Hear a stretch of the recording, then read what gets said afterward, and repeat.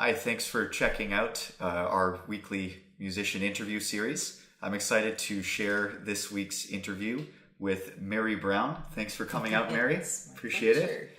Yeah, so Mary is one of the first violins of the Vancouver Symphony Orchestra, and she plays in a number of other groups around Vancouver, and just has like a great passion for music. So I'm really excited she could come out today. Thanks for asking me. Absolutely, yeah. Also, one cool thing is she is actually her husband is David Brown, who we had the pleasure of sharing an interview with before, and who is the one of the main bassists for the Vancouver Symphony Orchestra as well. So, you guys are bringing some life to the symphony orchestra. I like it.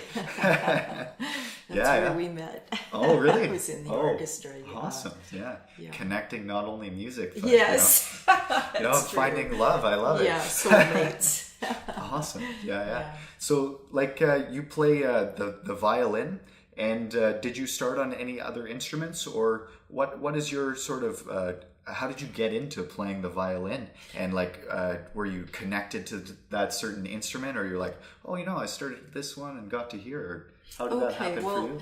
That is such a simple answer, and it's kind of an unusual one in a sense. In the I feel music chose me. I was born into a family of musicians. My father was Willem Sokol, who conducted the Seattle Youth Symphony, which became internationally renowned. And he was a conductor, violin violist. So, and then we have 10 kids my mom and dad had 10 children. And I was the 8th child born, and there was music all around me. And I just wanted to be a part of it. So really, I just entered into that whole fray, and I wanted so much to play. And it became a violin, and that was the only instrument I ever learned.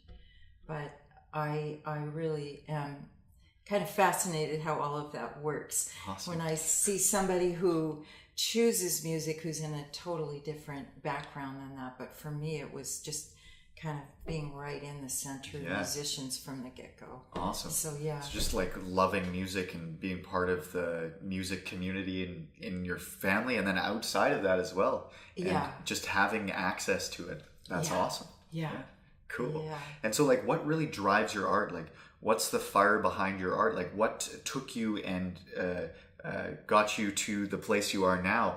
Because it takes a lot from just having access to something to really bringing it to a great level of excellence, and then just wanting to do it all the time, So what brought you all the way to here? Because I imagine maybe not all 10 of your brothers and sisters went into music, right? Well, there's actually 7 professionals. 7 professionals? 7 professional musicians in the family.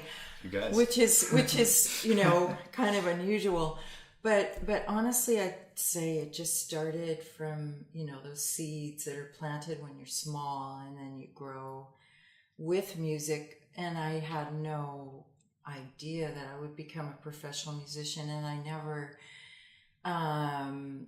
really. You don't know really where it's all going to go. You just follow your passion, and that was my passion. And I worked so hard.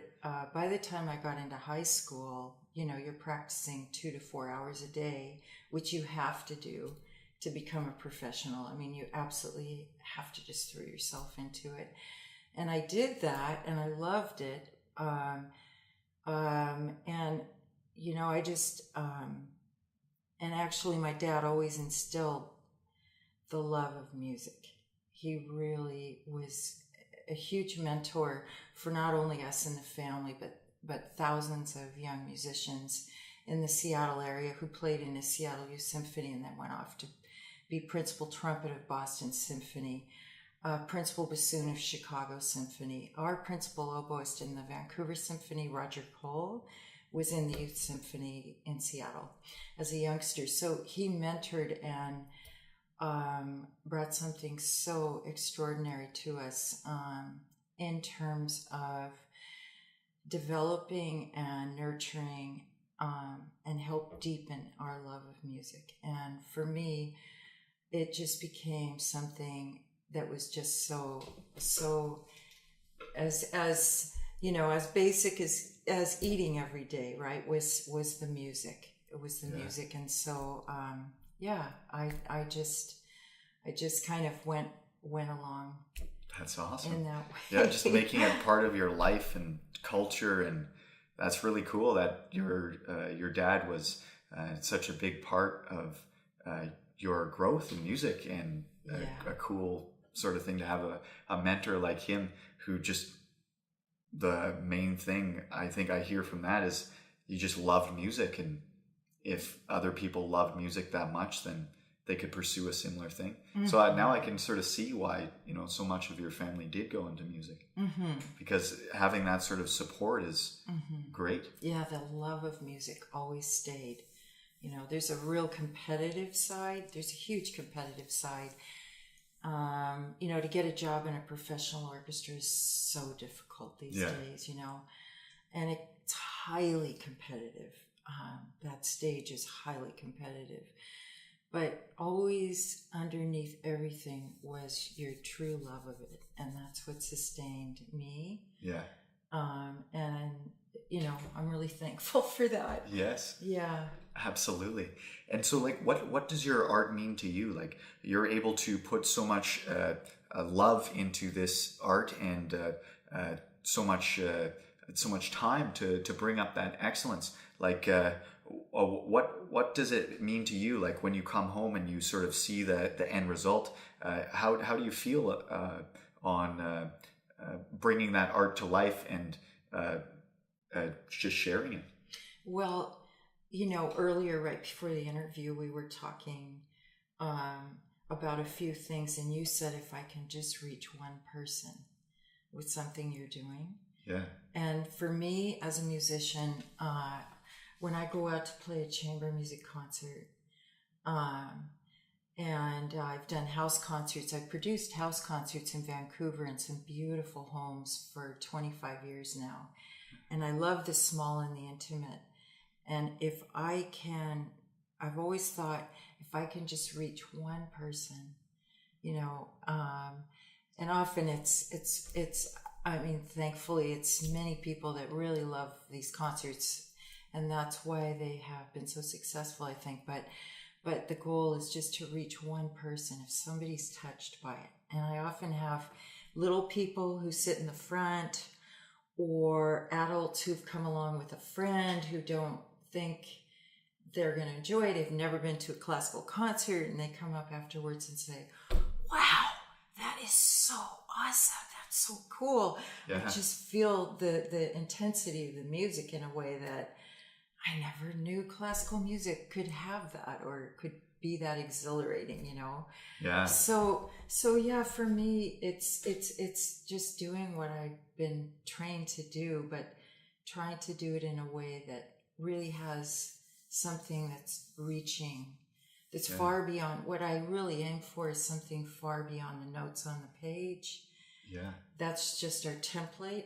Yeah. But think of what these composers wrote and how deep and how extraordinary it is. Beethoven is as prevalent today as he was in his own day. And these composers are who's Bach and these composers who are just so extraordinary. So for me, it's very humbling, you know, but to take this music and for me to try to the best of my ability to reach somebody as I study and work on and try and draw something from that music that will touch somebody else. You know, it's kind of that sort of thing going around that I live for. Yeah, awesome. Yeah, like just emotionally connecting with the audience through each note. I think that's great. Like, I think some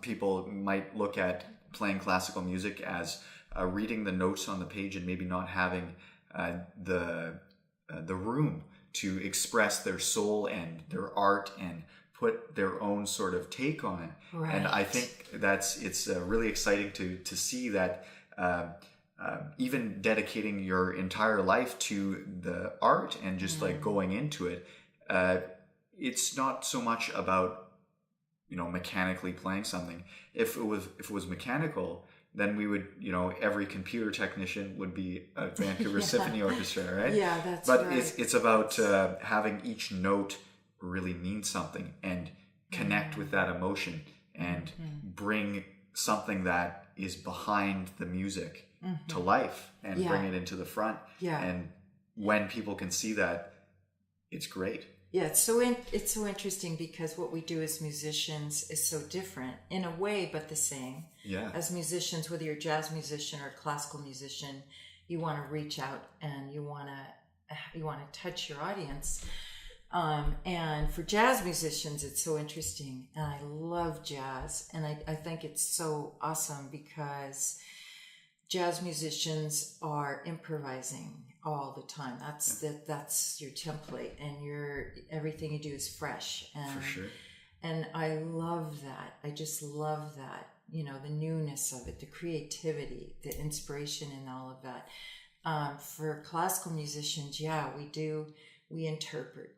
That's what we do, and it's fascinating when you'll hear the same piece, the Brahms concerto, for instance, violin concerto, and you'll hear 4 different versions of it, and they can be so different, you know, and play the slow movement, for instance, which is so gorgeous, and 4 different interpretations. And one might just leave you feeling like, well, that was really, really well played. But another one will have you almost weeping. It's so beautiful. Yeah. And you say, oh my gosh, that's, to me anyway, that's a great artist. That's a great artist. That's the person who can bring it alive and make it extraordinary. Absolutely. Yeah. Well, yeah. We're going to a really deep place. I love it. Oh, well. It's really good. Sorry. Yeah. No. It's Don't my apologize. world. I love like how each interview is totally different, you know, like getting into each aspect. And why I really wanted to share some time with you is because I think a lot of people, when they get into music at the beginning, they start to from what I've seen anyway, a lot of people might start to look at each technical sort of thing and think about, you know, hey, this part, you know, I need to learn one more technique or one more thing. But at the end, even if you only know, you know, a couple things, and you're able to put in that soul and bring something more than just the note, then that to me is art, and art is what I love and what I love sharing. And if it connects with somebody and you're only playing one note, you know, that's great. Then it's living. Yeah. It actually has a life to it. Absolutely. I think that's the thing about music. It's so universal and it touches everybody somehow, you know, and that's the incredible thing about music. For sure. Yeah. And what might you with what attitude might you recommend students or upcoming musicians or different artists approach music, and like from insights maybe you've had from your own career or growing up in such a musical family? Is there a certain insight that you maybe thought was very very interesting that you'd like to share? Maybe like a certain thing that you found to bring more passion to your music, or if there was certain even like a tactic, you know, like you had, I did my practicing, like you were saying, 2 to 4 hours. Is there anything that really spoke to you in particular in music? I would say it's partly, you know, just as I talked about earlier, just instilling that love of music, which I try to instill that love in my own students, but it's the process. So it's that means that entails the discipline and what it takes for the individual to stand in the practice room or sit in the practice room, to be in that space where they're going through this process. Yeah. And So one of my colleagues in the symphony said to me a few years ago, I just love playing my instrument. I love the physical aspect of playing my instrument. And I thought, yeah, that I guess that's a big part of it, is just being with your instrument and having that connection. So and the process. I read in the RCM, the Royal Conservatory magazine that comes out monthly, and I read this a couple of years ago. It really just moved me, because there's one of the Canadian rowers in the 2010 Olympics. Their team got the silver medal, and he says in his article in this magazine that the reason he sees himself as a winner on that team is because he had studied the piano for 10 or 12 years. And he said, I learned how to work at something and how to hone something, how to craft something. Absolutely. To the highest of my ability through the piano. And when I read that, I thought, well, that's a life lesson. That's a life lesson, whether it's sports, whether it's music, whether it's, business, but whatever you put yourself into. One of my former students is now teaching English at UBC, but she told me that, well, just taking those lessons taught me so much about myself and, and about that process in life. So I guess that would be kind of just the process and just getting and connecting with each aspect. Yeah. I really like it. Yeah.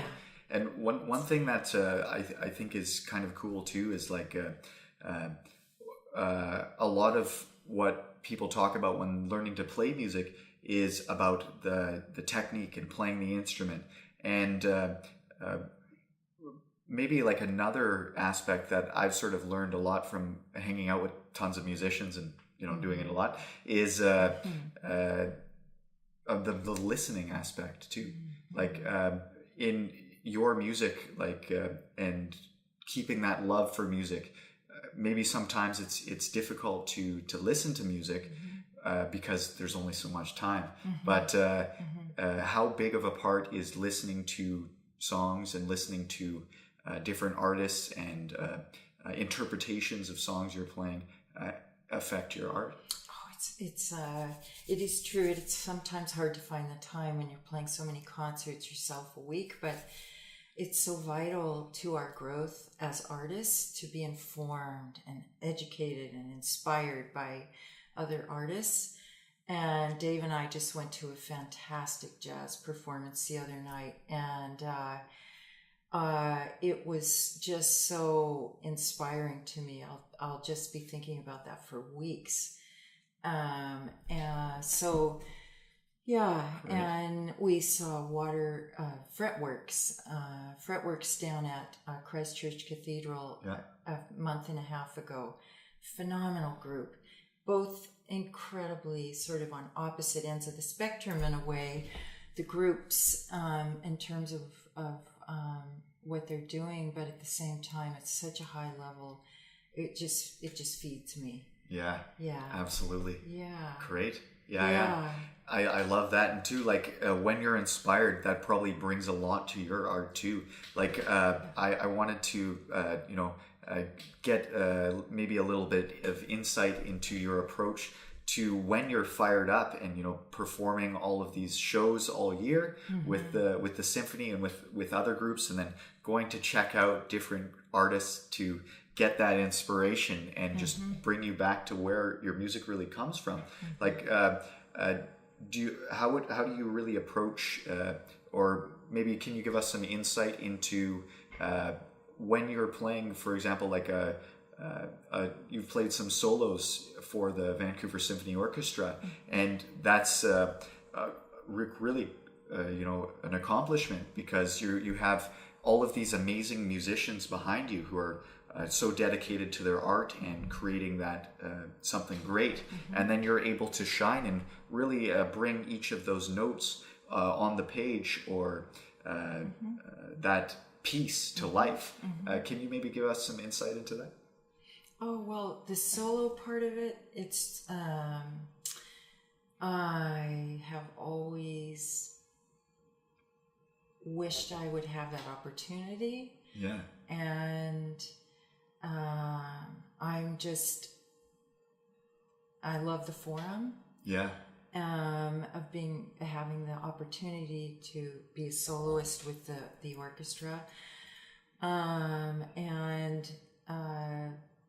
It's a different forum than playing chamber music. Yeah.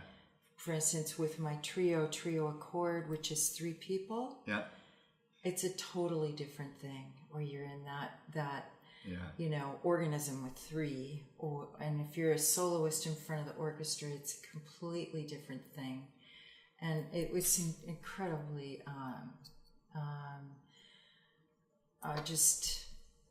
wonderful. I was just so happy to have that opportunity. I played, several times, and with my brother-in-law, Andrew Brown, who's now the principal violist in the orchestra in the VSO. But my favorite, if I would say my favorite, is chamber music. Great. To me, chamber music, being small and each person's voice is their own. Yeah. And it's the most intimate, and to me, it's the most fulfilling. Great. Yeah. But you're able to bring the most, I guess, innovation to the smallest things. Yes. And that's really exciting. Yeah. Great. Yeah. Thanks so much for coming, Mary. Dan, I appreciate it. Thank you for asking me. Absolutely. Yeah. It's awesome. I'm excited awesome to be part of more things that we can do together in music and in Vancouver. And I'm going to come to the symphony very soon and check you guys out. Sounds great. Thanks, Dan. All the best to you. Absolutely. Mm-hmm. Thank you for checking out this week's musician interview. And if you haven't already, subscribe to the channel and get more great musician interviews from cool musicians like Mary here. Come hang out with us. So thanks again for checking us out, and have a great day.